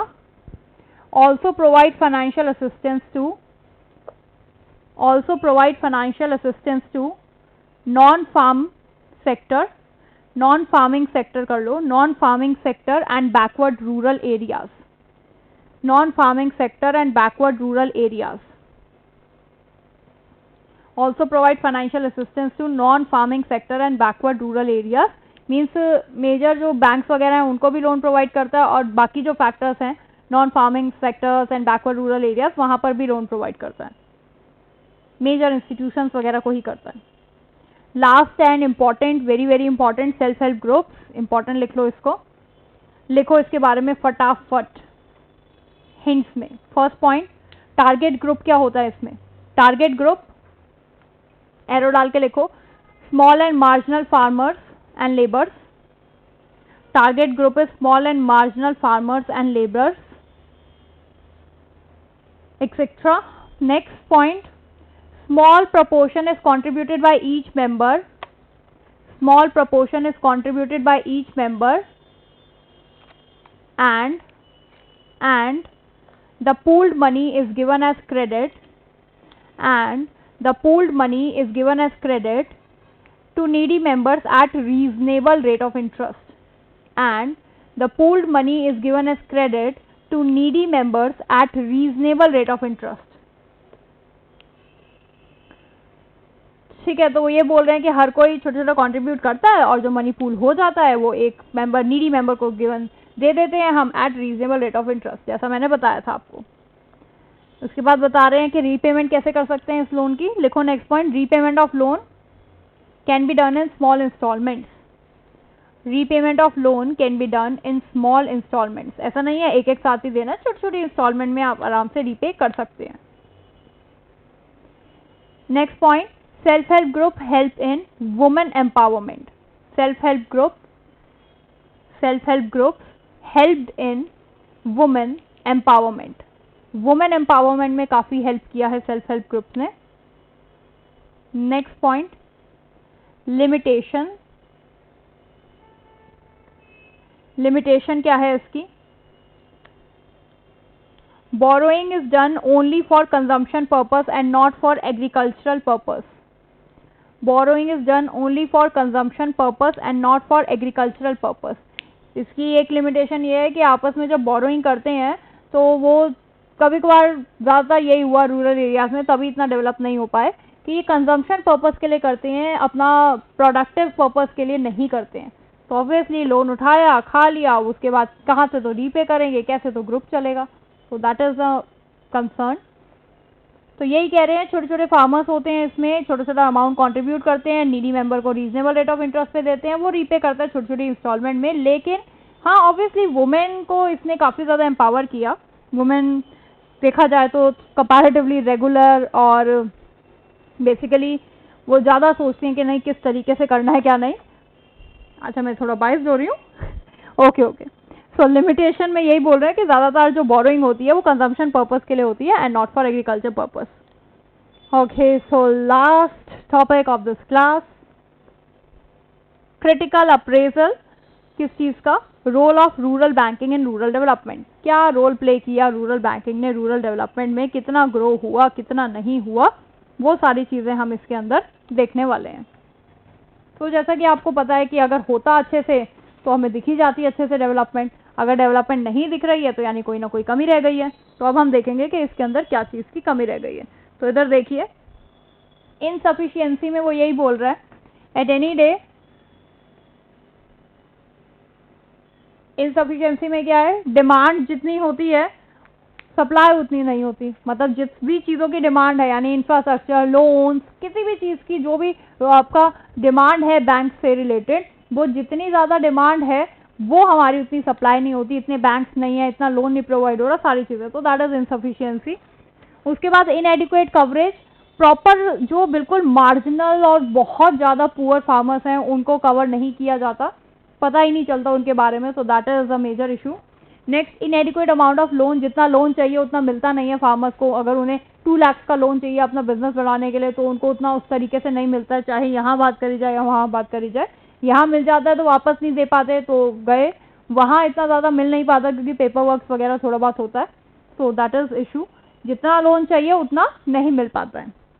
Next is less attention to poor farmers, क्योंकि ऑब्वियसली पुअर फार्मर्स की पुअर क्रेडिट वर्दीनेस होगी, रीपे करने की कैपेसिटी कम होगी, तो उन पर अटेंशन कम दिया जाता है। जो बिग फार्मर्स हैं वो ज़्यादा रीपे अच्छे से कर पाएंगे, उनकी क्रेडिट वर्दीनेस ज़्यादा होगी, तो उन्हें ज़्यादा लोन मिल जाता है। तो अगेन पुअर फैमिलीज को या पुअर फार्मर्स को तो ध्यान दिया ही नहीं गया, तो ये भी एक इशू है। And last is growing overdues, अगर बिल्कुल अच्छे से लीनियंट चलकर भी उनको लोन प्रोवाइड किया जाता है, तो भी क्या होता है कि बेसिकली लोन ले लेते हैं कंजम्पशन पर्पस के लिए कि चलो देखी जाएगी, लीनियंट है गवर्नमेंट है, समथिंग समथिंग, रीपे नहीं करते। तो ओवरड्यूज किसके ग्रो हो रहे हैं? बैंक्स के, क्योंकि वो कलेक्ट नहीं कर पा रहे फिर। तो ये बहुत ज़्यादा इशू होता है। पेपर वर्क प्रॉपर नहीं होगा, प्रॉपर कलेक्शन नहीं होगी, और पेपर वर्क प्रॉपर होगा तो वो इधर आएंगे नहीं, तो एक सिस्टम नहीं बन पा रहा। तो that is the problems which the rural banking is facing in rural development। इसकी मेमोरी टेक्निक क्या है? दो हैं, कोई भी कर सकते हैं। तो LIG क्या है हमारा? L से हो गया लेस अटेंशन, G से इज योर ग्रोइंग ओवरड्यूज या ग्रोथ, जो भी आप कहना चाहें, एंड I इज इनसफिशियंसी, इनएडिक्वेट, ये आप लिख सकते हैं। या फिर LIG नहीं करना है, याद नहीं हो रहा है, तो लिंक करने के लिए कि बेसिकली क्या हमारा, अगर आप टिप्पणी देना चाहेंगे अपनी कि रूरल बैंकिंग कितना डेवलप हुई रूरल एरियाज में, तो लेस एंड इनएडिक्वेट ग्रोथ थी। Less and inadequate growth, less means less attention to poor families, inadequate is inadequate coverage, inadequate amount of loan, and I say insufficiency, and growth is growing overdues. तो कोई भी memory technique आप इसमें से याद कर सकते हैं, one and the same thing. थोड़ा सा इसके बारे में डिक्टेट करवा रही हूँ, लिख लो, और एक कंक्लूजन एंड दैट्स इट लिखो इसके अंदर। इनसफिशियंसी में लिख लो demand is greater than supply, जो लिख रखा है वही लिख लो बस। Demand is greater than supply, तो वो इनसफिशियंसी है। इनएडिक्वेट कवरेज में लिखो, fail to cover entire rural farmers of the country, failed to cover entire rural farmers of the country, सबको कवर नहीं कर पाते। Inadequate amount of loan, amount sanction is not adequate, मतलब amount जो दिया जाता है वो इतना एडिक्वेट नहीं है। और farmers use money for unproductive purpose, so इनएडिक्वेट amount of loan is, जितना लोन दिया जाता है वो एडिक्वेट नहीं है, और फार्मर्स कहते हैं जब है ही नहीं प्रॉपर और कहाँ से लाएंगे, तो खा ही लेते हैं उसको। ठीक है, तो अमाउंट सैंक्शन, जितना अमाउंट सैंक्शन किया जाता है वो इतना एडिक्वेट नहीं है। So amount sanction is not adequate, farmers use money for unproductive purposes. Amount sanction is not adequate, full stop. Farmers use money for unproductive purposes, full stop. Less attention to poor farmers, तो यहाँ पे लिखो poor farmers have less credit worthiness, so less attention is paid to them. Poor farmers have less credit worthiness, so less attention is paid to them. Big farmers have better credit worthiness, so more attention. Big farmers have better credit worthiness, so more attention. Last point, growing overdues, poor repaying capacity of farmers, तो कैसे तो repay ही करेंगे, and poor repaying capacity of farmers, and next willful defaulters, जानबूझ के default कर जाते हैं institutional sources का, पता है कोई गुंडे तो भेज नहीं देगी गवर्नमेंट। नॉन इंस्टीट्यूशनल में तो पता है यार मनी लेंडर के पास वो बाउंसर से लोग खड़े होते हैं, सो दे हैव टू पे इट, तो दे कमिट सुसाइड एंड ऑल। लेकिन वहाँ उस केस में थोड़ा लीनियंट भी हो जाते हैं, तो विलफुल डिफॉल्टर जानबूझ के डिफॉल्ट कर लेते हैं, जानबूझ के नहीं रीपे करते, तो वो भी चीज़ होती है। तो growing overdue, poor repaying capacity of farmers, and next is wilful defaulters. Conclusion लिखिए इसमें, क्योंकि अगर बाई चांस आ जाता है ये ज़्यादा नंबर का, तो कंक्लूजन एनी डे मैंने बोला है आपको पूरा कॉम्पैक्ट करके लिखना होता है। लिखो conclusion, situation need to be improve, situation need to be improve. इसके अंदर लिखिए first point, bankers approach should be changed, bank की जो अप्रोच है वो चेंज करनी चाहिए। So bankers approach should be changed from lenders. अभी तो वो लेंडर्स हैं कि हम लेंड कर रहे हैं, उसके बाद अब तुम बेसिकली उनके एक्चुअली में उनको एम्पैथी शो करो, उनको इनसाइट, उनको एक तरीके से रिलेशनशिप बिल्डिंग करो उनके साथ कि नहीं कोई नहीं, आप इस तरीके से यूज़ करो, थोड़ा सा वो चीज़ करनी पड़ेगी, क्योंकि रूरल पीपल हैं, इतने ज़्यादा एजुकेटेड नहीं होते हैं।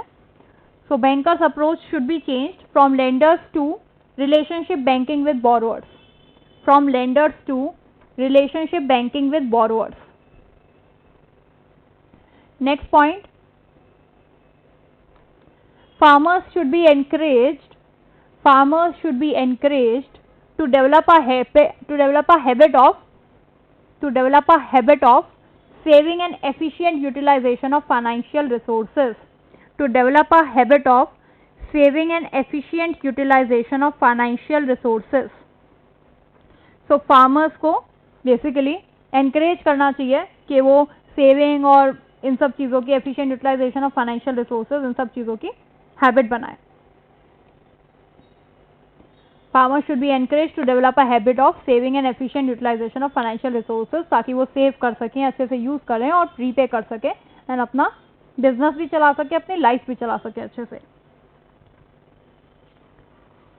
सो this is the critical appraisal कि एक्चुअली में रूरल बैंकिंग में क्या क्या दिक्कत आ रही है रूरल डेवलपमेंट के अंदर. ठीक है, तो क्या क्या दिक्कत है हमारी.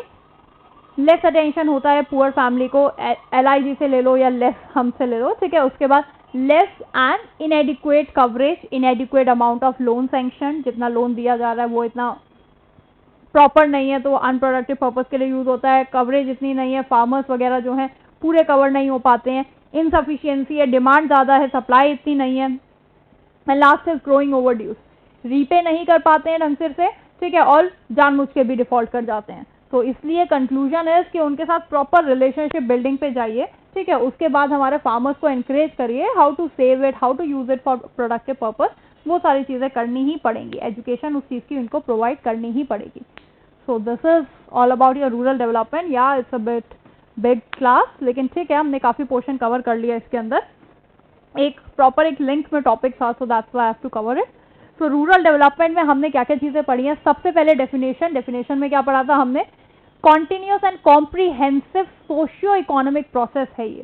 ठीक है, कॉन्टिन्यूसली चलता है, कॉम्प्रीहेंसिव है, एक सोशियो इकोनॉमिक प्रोसेस है. सोशल एंड इकोनॉमिक डेवलपमेंट होती है जो हमारे सारे एस्पेक्ट्स ऑफ रूरल लाइफ को डेवलप करती है. That is rural development. 1 marks में ये आपका आ जाता है. यहाँ पर मैंने लिखवाया भी था आपको मार्क करा के कि 1 मार्क्स में इसमें आप लिख सकते हैं.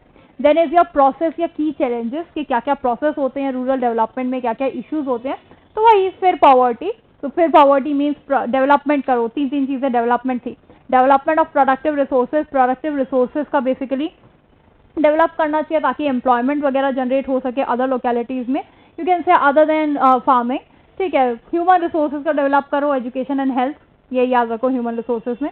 नेक्स्ट आपका इंफ्रास्ट्रक्चर डेवलप करो, इलेक्ट्रिसिटी, प्रॉपर ट्रांसपोर्टेशन, कम्युनिकेशन वगैरह, वो सारी चीज़ें आप उसमें कर सकते हैं. लैंड रिफॉर्म्स, एक्चुअली में जो टिलर्स हैं उनको लैंड दो, अच्छी मोटिवेशन वगैरह मिलेगी, सोशियो इकोनॉमिक डेवलपमेंट होगा, ये सब लिखवाया था. And last is elevation of poverty through various programmes. तो ये तो हमारे प्रोसेस हैं रूरल डेवलपमेंट में. उसके बाद कह रहा है कि why credit is important in rural development. Credit इतना इंपॉर्टेंट क्यों है? क्योंकि there is a time lag between sowing and realisation of income. Crop sowing and realisation of income में बहुत बड़ा एक टाइम लैग है, जिसमें बीच में बहुत ज़्यादा रिक्वायरमेंट्स होती हैं लोन की, एक तो इन्वेस्टमेंट की और मीनवाइल भी होती हैं. तो दैट्स वाई बहुत ज़्यादा इंपॉर्टेंट है हमारा क्रेडिट. ठीक है, उसके बाद कह रहा है ठीक है इंपॉर्टेंट है तो क्या क्या सोर्सेज हैं. इंस्टीट्यूशनल है, नॉन इंस्टीट्यूशनल है. नॉन इंस्टीट्यूशनल में क्या है, रिलेटिव्स और लैंडलॉर्ड्स का टारगेट तो मनी है, तो high rate of interest charge करते हैं money lenders, rich landlords. Relatives तो कभी कभार ही मिलते हैं, ऑब्वियसली नो इंटरेस्ट होता है लेकिन नो ही मिलते हैं वो तो. ठीक है, कम ही होते हैं. And target is the traders और कमीशन एजेंट, उनको हमें देना पड़ता है अपना क्रॉप्स एट लो प्राइजेस. तो that is the major issue. वो सारी चीज़ें हैं. तो दैट्स वाई इंस्टीट्यूशनल सोर्सेज आया, जिनका बेनिफिट क्या है, चीप रेट ऑफ इंटरेस्ट पे हमें प्रोवाइड होते हैं लोन्स वगैरह, बढ़िया चल रहा है, हेल्प वगैरह अच्छी करते हैं. लेकिन ऑब्वियसली कहीं ना कहीं इनसफिशियंसी है, दैट्स वाई डेवलप नहीं हो पा रहे. तो what are the forms of institutional sources of development, अलग से भी एक एक पॉइंट इसमें पूछ लिया जाता है. तो बैंक और गवर्नमेंट के कॉपरेशन से सेल्फ हेल्प ग्रुप्स बनाया. ठीक है, सो बैंक्स में काफ़ी सारे बैंक्स हैं आपके. लैंड डेवलपमेंट बैंक अलग से पूछ लिया जाता है कि लैंड को मॉर्गेज करते हैं, इंप्रूवमेंट वगैरह के लिए लोन प्रोवाइड होता है. देन रीजनल रूरल बैंक, जहाँ पे कोई भी नहीं है वहाँ पे ये बैंक डेवलप करते हैं बैकवर्ड रीजन्स वगैरह में. देन आपका commercial bank credit, commercial bank जो है क्रेडिट वगैरह प्रोवाइड करता है, that is general.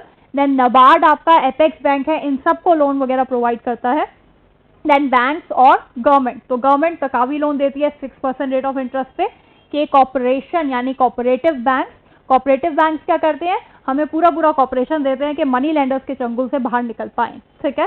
Self help groups बनाए, तो सेल्फ हेल्प ग्रुप्स मीन्स क्या है, पुल आउट करते हैं अपने मनी को एंड उसके बाद सेविंग्स को पुल आउट करके जिसको भी नीड होती है उसको देते हैं। एंड वुमेन एम्पावरमेंट में बहुत ज़्यादा ये यूज़ आया है, लेकिन जो मनी उठा रहे हैं ज़्यादातर अनप्रोडक्टिव पर्पज़ के लिए, कंजम्पशन पर्पज़ के लिए उठा रहे हैं, ये एक लिमिटेशन इसकी है, मेजर इशू एक जो फेस हो रहा है। सो दैट्स वाई इतना डेवलप ये नहीं हो पाता है। तो अब वो कह रहे हैं कि क्या क्या चीज़ें बेसिकली अप्रेजल अगर हम करें, ये सारा जो आपने पढ़ा, क्या क्या चीज़ें पढ़ी हैं, डेफिनेशन पढ़ी है, प्रोसेस पढ़ा है, why credit is important and the types, institutional non institutional सारे के सारे। अब उसका ओवरऑल कह रहे हैं कि इतनी सब कुछ फैसिलिटीज़ हैं तो क्या चीज़ आप कैसे अप्रेज करोगे, तो यही बोल रहे हैं कि यार इतना ज़्यादा फैसिलिटीज़ तो हैं लेकिन ग्रोथ इतनी नहीं है, इनएडिक्वेट और लेस ग्रोथ है। तो less attention to poor families या पुअर फार्मर्स, और बिग फार्मर्स को ज़्यादा होती है क्योंकि पुअर की क्रेडिट वर्दीनेस इतनी नहीं होती है।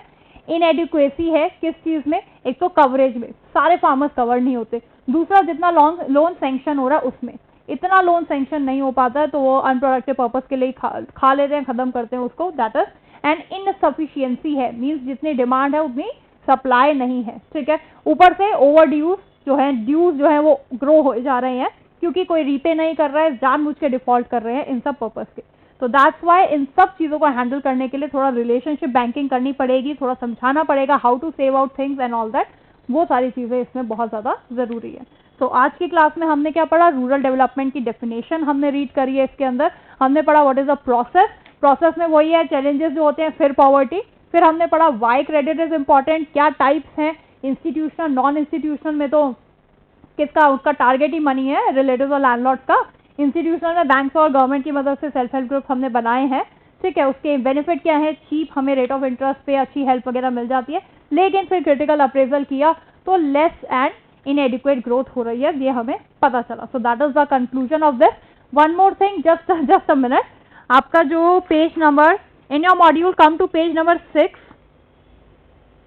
तनवा जो है तमिलनाडु वुमेन इन एग्रीकल्चर, तनवा तमिलनाडु वुमेन इन एग्रीकल्चर, इसको एक बार मार्क कर लो, लिख लो इसके ऊपर रीड वंस या रीड लिख लो, क्योंकि रीड वंस में आप एक बार उड़ा दोगे, रीड इन द सेंस कि कभी कभार इसके एग्जाम्पल आ जाता है, अलग से नहीं आएगा, तनवा का समझा दो 3 नंबर में, ऐसा कभी भी नहीं आता है, लेकिन हाँ 1 मार्कर में या तनवा की फुल फॉर्म क्या है, तनवा किस चीज़ से रिलेटेड है, वो आ जाता है आपका। तो सेल्फ हेल्प ग्रुप ही है जो मैंने जैसे बताया था वुमेन में, तमिलनाडु में वुमेन ने किया था, अपनी सेविंग्स को अक्यूमुलेट किया, छोटे छोटे से एंटरप्रेन्योर्स खोले, soap manufacturing, doll making, mushroom cultivation, ये सब जो लिखा है ना, ये आप थोड़ा थोड़ा सा इसमें रीड कर सकते हैं, तनवा, that is on page number 6, ये आपको with in the book read करना है तनवा को, ठीक है।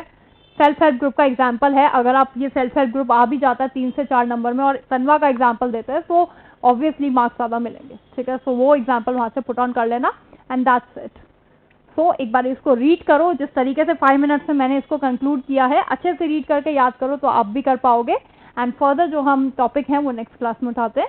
In case you have any doubt you can ask me. Thank you so much.